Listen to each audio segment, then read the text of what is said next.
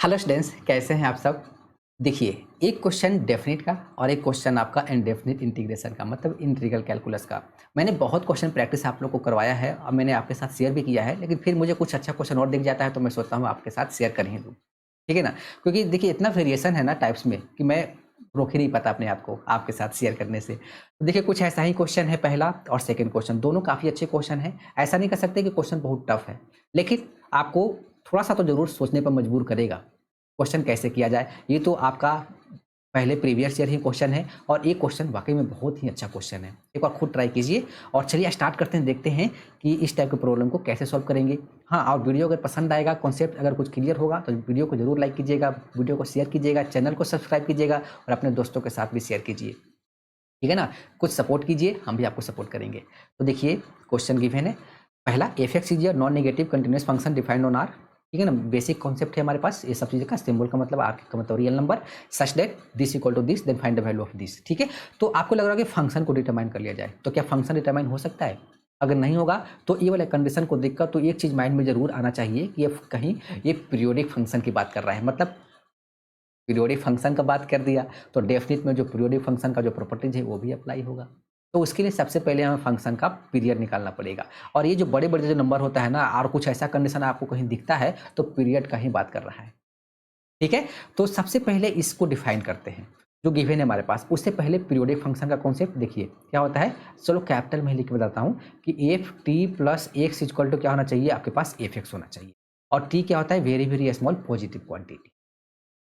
ठीक है, तो वो होता है आपके पास टाइम पीरियड। यहाँ पे टी क्या है, टाइम पीरियड है। और ग्राफ से भी आप समझ सकते हो कि ग्राफ एक पर्टिकुलर इंटरवल के बाद रिपीट करने लगता है, तो वो पर्टिकुलर इंटरवल का जो लेंथ होता है वही टाइम पीरियड होता है। आप ऐसे भी समझ सकते हो। ठीक है, तो ये हो गया आपके पास मैथमेटिकल स्टेटमेंट, हम लोग इसी का यूज करने वाले हैं। तो सबसे पहले जो गिवन है इसको लिख लीजिए। तो क्या गिवन है मेरे पास, F X equal to sorry plus, equal to में तो 3 गिवन है, उससे पहले हमारा प्लस भी तो है। तो पहले हम लोग प्लस यहाँ पे लिखेंगे F X plus 1/2 equal to 3।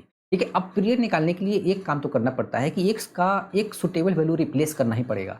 और ये प्रैक्टिस से समझ में आ जाता है कि हमें क्या रिप्लेस करना है, हमें कुछ इस कंडीशन को दिखाना है। ठीक है, तो इस कंडीशन को दिखाने के लिए यहाँ पे आपको ये 3 को हटाना पड़ेगा।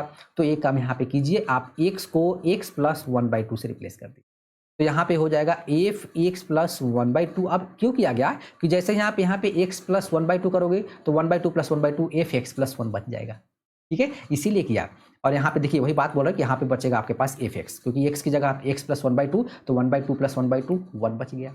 तो यहाँ पे एफ एक्स प्लस 1, सॉरी 1 तो लिखा ही नहीं, एक्स प्लस 1।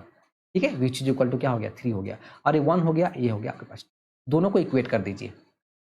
यानी कि मेरे पास गिवन है तो एफ एक्स प्लस यहाँ पे लिखेंगे F X plus 1/2 equal to, क्योंकि दोनों 3 के इक्वल है तो यहाँ पे लिखेंगे F X plus 1/2 and then plus F X plus 1। तो देखिए ये वाला पार्ट गायब हो गया, अब बच गया आपके पास F X equal to F X plus 1। देखिए कंडीशन बन गया ना इस कुछ इस टाइप का। देखिए, तो इसका जो पीरियड है यानी कि टाइम पीरियड है कितना है, 1 है। बात बन गया। तो अब हम इसको जो इंटीग्रेशन गिवन है उसको y मान लेते हैं। तो i इक्वल टू, अब क्या लिखेंगे ध्यान से देखिएगा, i इक्वल टू लिखूंगा मैं 1000 और यहाँ पे लिखूंगा 0 to 1 और यहाँ पे लिख लेंगे एफ एक्स और यहाँ पे लिख लेंगे डी एक्स। डेफिनिट का प्रॉपर्टीज अप्लाई हो गया, पीरियोडिक फंक्शन वाला कौन सा, देखिए 0 to n t और यहाँ पे लिखेंगे F X D X equal to N और यहाँ पे लिखेंगे 0 to t और यहाँ पे हो जाएगा F X D X, where N belongs to क्या होता है आपके पास, इंटीजर होता है। इंटीजर ही 1000 आपका इंटीजर था, बाहर निकल गया और पीरियड कितना आ गया, 1 आ गया, वो आपका 0 से 3 हो गया। ठीक है, अब देखिए क्वेश्चन थोड़ा सा इजी हो गया। अब i इक्वल टू ये गिवन है, चलो इसको लिख लेता हूँ। इसके बाद अब क्या किया जाए, अभी तो प्रॉब्लम वही है ना कि चलो एक हमने थोड़ा सा तो पार कर लिया। तो i इक्वल टू 1000 लिखा हुआ है एंड देन 0 to 1 लिखा हुआ और यहाँ पे लिखा हुआ एफ एक्स और यहाँ पे डी एक्स। अभी भी फंक्शन तो मेरे पास है ही नहीं, और ऑप्शन देखिए तो ऑप्शन बड़ा ही खतरनाक है, डिजिट में दे रखा है, मतलब इसका कुछ वैल्यू। तो ये काम यहाँ पे अब और करना पड़ेगा। डेफिनिट का एक और प्रॉपर्टीज देखिएगा ध्यान से, इक्वल टू इसको 1000 लिख रहा हूँ।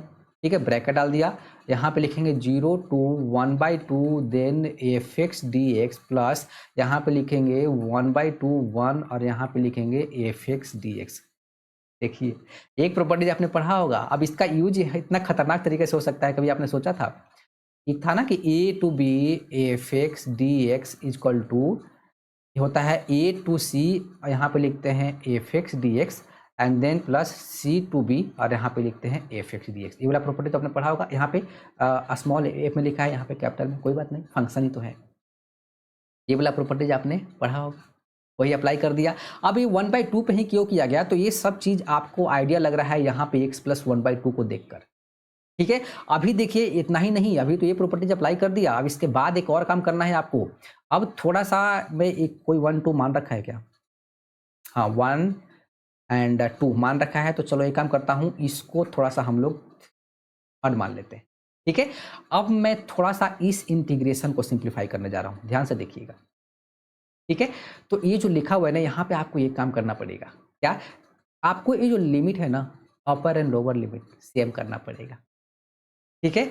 और ये जो x है ना, इस x को आपको ये फिर से x प्लस 1/2 बनाना पड़ेगा। कैसे, ध्यान से देखिए। अब तो यहाँ पे x equal to T plus 1/2 put कर दे, ठीक है। पुट कर दिया है तो डिफरेंशिएट, तो dx इक्वल टू कितना हो जाएगा, dt।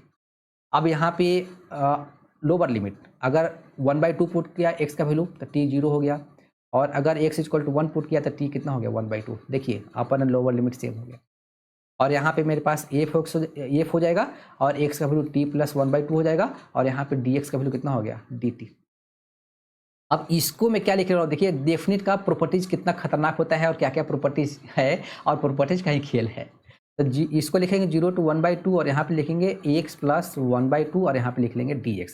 अब यहाँ पे कौन सा प्रॉपर्टीज लग गया, तो a to B F X D X equal to A to B क्या होता है, एफ टी डी टी, ठीक है, ये होता है। या फिर A to B F P D P लिख लो, एफ जेड डी जेड लिख लो, इससे कोई प्रॉब्लम नहीं होता, वेरिएबल से इस पर कोई फर्क नहीं पड़ता, इंडिपेंडेंट होता है। तो ये चीज़ हो गया। तो अब ये वाला, अब यहाँ से आ जाइए फ्रॉम थर्ड से, फ्रॉम थर्ड ऐसे लिख लेता हूँ, ठीक है ना, फ्रॉम थर्ड, ये थर्ड लिखा हुआ। तो यहाँ पे लिखा हुआ है, सो आई इक्वल टू कितना हो जाएगा, 1000 हो जाएगा, एंड दिस, और यहाँ पे हो जाएगा 0 to 1/2, एंड देन ये हो जाएगा F X D X, and then plus, अब ये वाला पार्ट, ये वाला लिखेंगे हम लोग, क्या लिखेंगे, 0 to 1/2, and then F X plus 1/2, and then D X. इसके बाद का स्टेप है 1000 लिख लीजिए, ठीक है, ब्रैकेट डाल दिया, एंड देन 0 to 1/2। अब इसको लिमिट दोनों का अपर एंड लोअर सेम हो गया ना, तो इसको एक साथ ऐड करके लिख लीजिए, x प्लस 1/2 ऐसे दिस, और यहाँ पे लिख लेंगे हम लोग d। अब इसका वैल्यू कितना गिवन है, देखिए 3, तो यहाँ पे हम लोग 3 पुट कर लेंगे, तो विच इज इक्वल टू 1000, और इंटू इंटीग्रेशन कितना है 0 to 1/2, और 3 इंटू डी एक्स, तो 3 को हम लोग बाहर कर लेते हैं, इंटू में डाल लेता हूँ, और यहाँ पे dx, ठीक है। तो ये हो जाएगा आपके पास दिस, और इंटू एक dx का इंटीग्रेशन x हो जाएगा, तो मतलब ये 1/2 हो गया। ये तो बहुत बेसिक सा कर लेना, तो ये गायब हो गया, कितना बच गया, 1500 हमारा आंसर आ गया। कोई है क्या ऑप्शन, 1500, यानी कि हमारा ऑप्शन आ गया। तो देखिए कहाँ क्या कैसे क्या क्या हो रहा है खेल। तो ये क्वेश्चन अच्छा था, इसलिए मैं आपके साथ लाया, और मैं तो सोचा कि मतलब इसका इस टाइप का प्रॉब्लम बहुत बना रखा है, तो ना शेयर करूं, लेकिन फिर सोचा कि नहीं कर देते हैं, इससे कुछ तो और भी आपका कॉन्सेप्ट क्लियर होगा, करना जरूरी था, ठीक है। अब देखिए थोड़ा सा एक इंडेफिनिट का कर लेते हैं। ये क्वेश्चन तो प्रीवियस ईयर क्वेश्चन है, जेईई मेंस में पूछा हुआ क्वेश्चन है, लेकिन क्वेश्चन वाकई में बहुत बढ़िया है।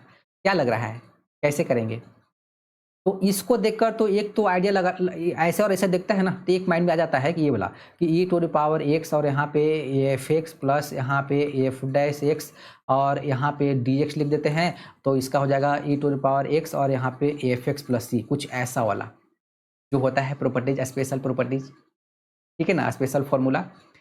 सोचते हैं कि ये लगा दे, लेकिन इससे बात नहीं बनेगा। इसमें देखिए ना, इसमें आपको कुछ वैल्यू सब्स्टिट्यूट टी लेकर करना पड़ेगा, लंबा चला जाएगा। चलो ये तो टैन टाइप फीस हो गया भाई।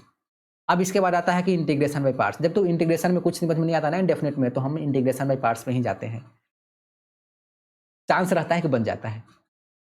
तो क्या डायरेक्ट हम अप्लाई कर दें, क्या डायरेक्ट अप्लाई करने से बन जाएगा, क्योंकि इंटीग्रेशन बाय पार्ट्स का फॉर्मूला लिख देता हूँ सबसे पहले, U V D X equal to U integration V D X minus integration D U upon D X integration V D X, और इसका क्या उतना होता है यहाँ पे डी एक्स।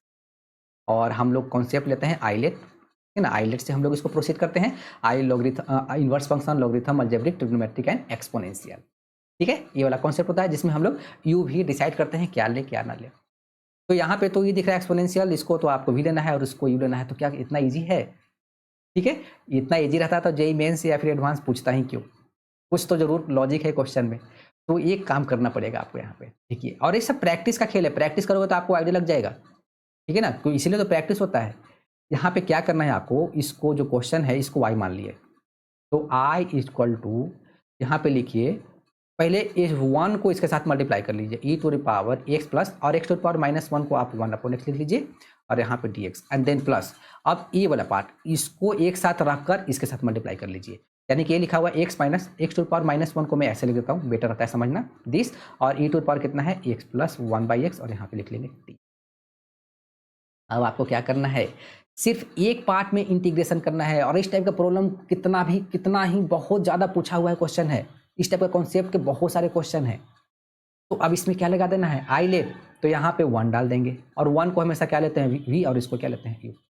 तो सबसे पहले यहाँ ये वाला फॉर्मूला अप्लाई कर देते हैं, तो यहाँ पे e टू द पावर कितना हो जाएगा x प्लस 1/x, और ठीक है, और इंटीग्रेशन हो जाएगा dx माइनस इंटीग्रेशन, अब u को क्या करते हैं डिफ्रेंशिएट, तो यहाँ पे d अपॉन dx लिख देते हैं, और e to the power x plus कितना हो जाएगा 1/x, और इंटीग्रेशन हो जाएगा यहाँ पे dx, और इसका लिख लेंगे हम लोग d, ठीक है। तो देखिए इसका इंटीग्रेशन x हो गया, और e to the power x plus कितना हो जाएगा 1/x, and then minus integration, इसको डिफ्रेंशिएट, तो e टू द पावर कितना हो जाएगा, और ये वाला पार्ट भी लिखते चलिए, ठीक है, प्लस यहाँ पे x माइनस 1/x, और e टू द पावर कितना लिखा हुआ है x प्लस 1/x, और यहाँ पे लिख लेंगे dx, ठीक है। तो देखिए इसको जब डिफ्रेंशिएट करेंगे तो e to the power x plus 1/x, और इंटू एक्स का 1, and then minus 1/x², chain rule, और यहाँ पे हो जाएगा x, और यहाँ पे हो जाएगा dx, एंड देन प्लस इसको लिख लेंगे x minus 1/x, and e to the power x plus 1/x, और यहाँ पे लिख लेंगे d, ठीक है। इस वाले पार्ट में हमने सिर्फ आइलेट लगाया है, मतलब इंटीग्रेशन बाय पार्ट्स लगाया है आइलेट के थ्रू। तो देखिए ये वाला, देखिए इसको जब मल्टीप्लाई करेंगे x को इसके ब्रैकेट के साथ, क्या लिखा हुआ है x माइनस 1/x, और ये कितना लिखा हुआ है x माइनस 1/x, और ये दोनों सेम है, और यहाँ माइनस यहाँ पे क्या है प्लस है, दोनों गायब हो गया ना, यही तो होता है, ठीक है। एंड देन प्लस सी भी लगा लीजिए, इंटीग्रेशन तो हो गया है, तो which is equal to x e to the power x plus 1/x, and then plus C, तो ये हमारा आंसर आ गया। और ये क्वेश्चन तो था ही नहीं कुछ, बहुत ईजी क्वेश्चन था। Thank you.